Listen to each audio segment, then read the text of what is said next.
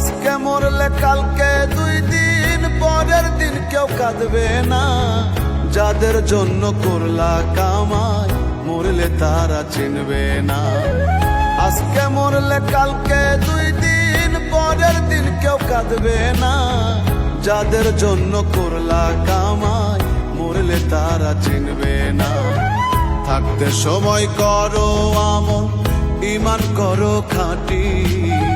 শেষ ঠিকানা তোমার আমার 3.5 হাত মাটি। শেষ ঠিকানা তোমার আমার 3.5 হাত মাটি।